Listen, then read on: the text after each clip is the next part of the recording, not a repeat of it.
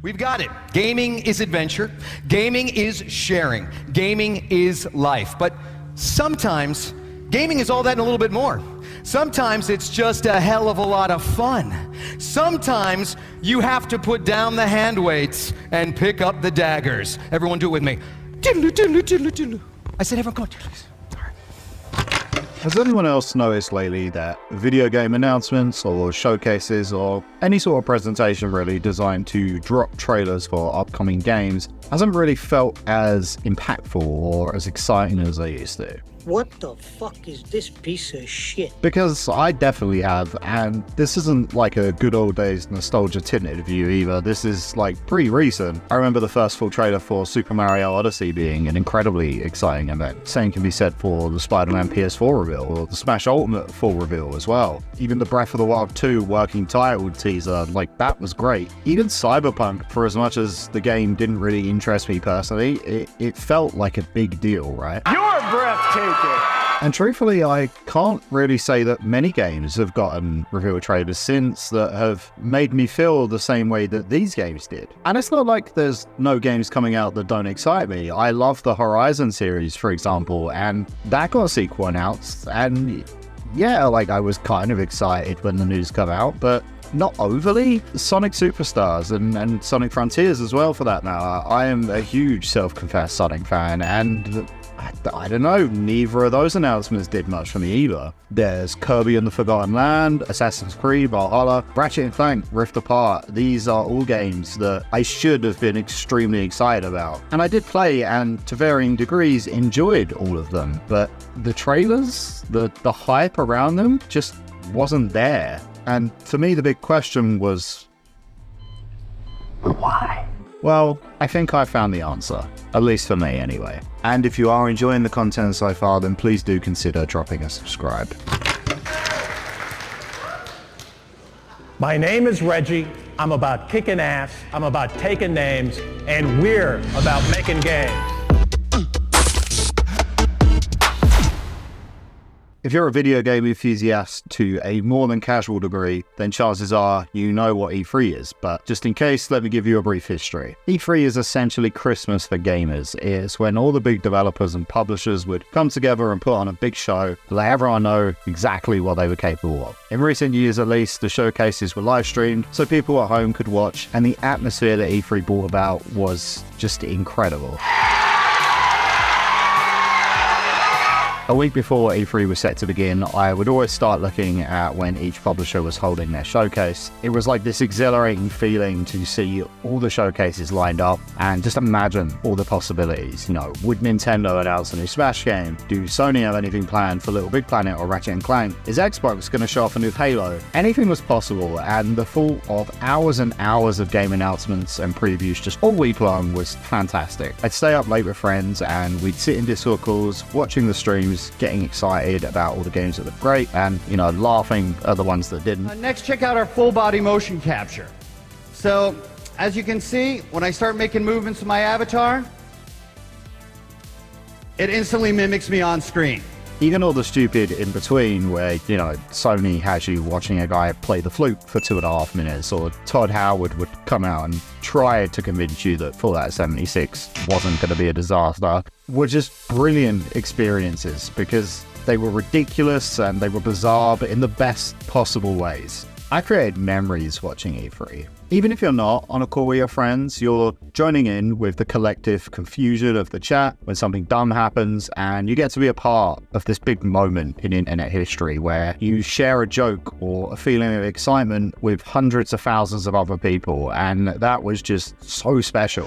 Hi, my name is Gabe Newell and I work at Valve. Now, I've been pretty outspoken in my comments about the current generation of game consoles. So I'd really like to thank everyone at Sony for their gracious hospitality and for not repeatedly punching me in the face. Then, one year, something happened. that changed all of this. Nintendo decided for the first time, instead of a live stage show, they would be holding a live stream akin to a Nintendo Direct. This meant they would have no physical showcase at E3, and instead people at home would get to watch all their announcements on a pre-cut video that would just air at a specific time. Nintendo Directs were already a thing and had been for some time at this point. For this first installment, we've got some important news if you're an owner of Nintendo 3DS or just thinking of becoming one. And really, if you're neither one yet, what's wrong with you? No one was particularly surprised by this, and, it makes sense, right? E3 started off as a trade show where the audience was mainly investors, and so live shows made sense, but this wasn't really the case anymore. E3 had become, as I've kind of already alluded to, more of a big marketing show where companies had the chance to show off their slate of upcoming games to fans all over the globe. As such, a pricey stage show that had the chance to go wrong if it was performed live wasn't really worth the risk anymore.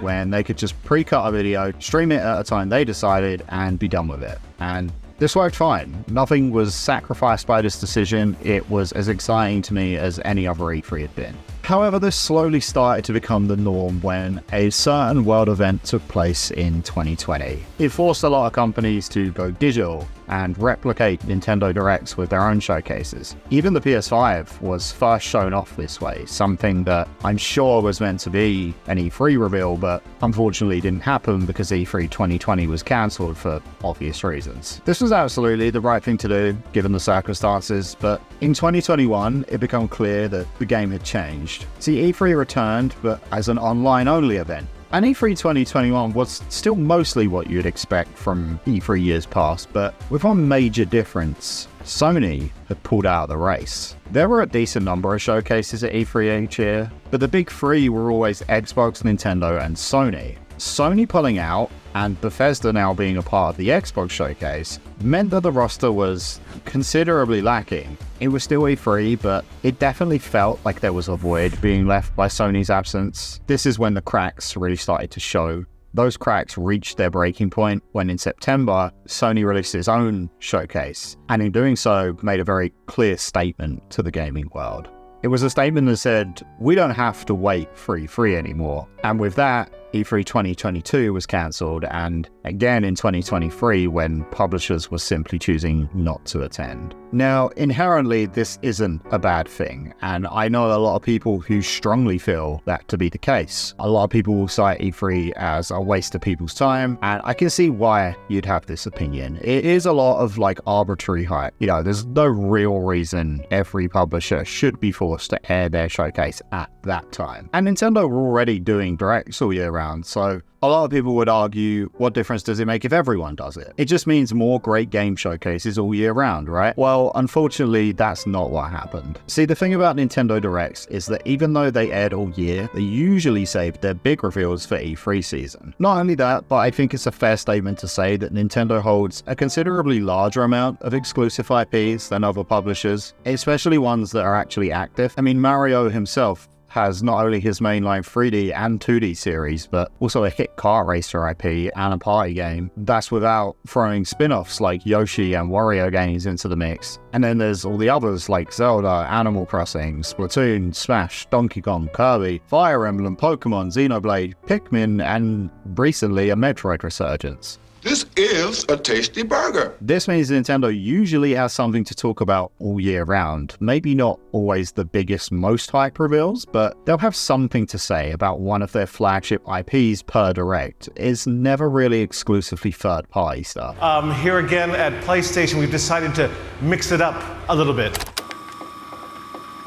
Now compare this to a company like Sony. Sony has some absolutely fantastic exclusives. They're some of my favorite games of all time, but it is a considerably smaller amount than Nintendo's, releasing at a much slower rate. God of War saw one game in the PS4's lifespan, same as Horizon, Ratchet & Clank, Little Big Planet, Ghost of Tsushima, and Spider-Man. The PS5 has been out for nearly 3 years now, and as far as I can actually tell, it has 2 real exclusives at this point, being Demon's Souls and God of War Ragnarok. I guess we could count timed exclusives as well, so you could throw Rift Apart and Bugsnax on there, but you know. And there's definitely more on the way, but all this is to say that there's a reason most Sony showcases since 2021 have been a lot of third-party filler. And I don't by any means wish to discredit those games. There is some amazing looking indie titles that get shown off, and a lot of great third-party titles get exposure through these showcases. But I think what's really interesting is I don't really remember any of them, and I don't associate them with excitement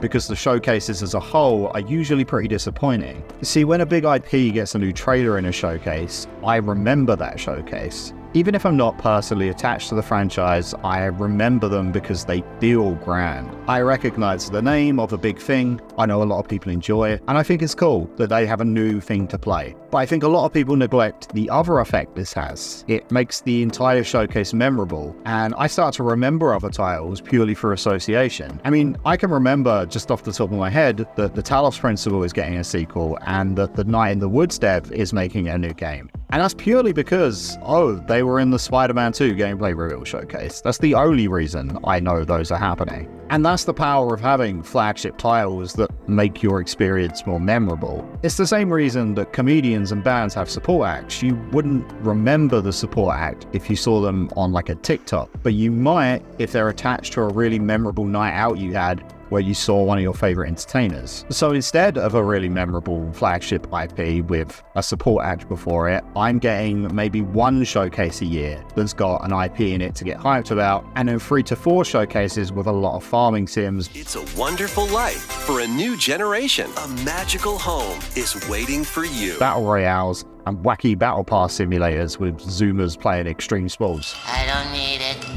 I don't need it. So what does any of this have to do with E3? I hear you asking. After all, that was only one showcase a year, right? And that's correct, but with one really important difference. See, the independent direct model allows publishers to show off games anytime they want. And while in many ways this is a good thing, it also comes at the cost of competition. People used to play this silly little game where they would debate who won E3 each year. Basically, which showcase was the most exciting, and publishers were all very aware of this. When you know that all of your competitors are also announcing games the same week you are, you know you have to bring your A game. And this resulted, I think, in more exciting showcases for audiences, with more hype reveals where a lot more of the shovelware titles were sidelined and exciting titles were prioritized. They were all competing for audiences' attention and press coverage, and I'm a firm believer that competition is a really good thing for the games industry. It encourages innovation. If Nintendo shows off their Direct in July and PlayStation has a showcase in September, they can fill it with whatever they want. It's going to make headlines and be the only thing being talked about on Twitter because there's literally nothing else, even if it is nothing but farming sims with a quick teaser for Zelda at the end. And yes, look, E3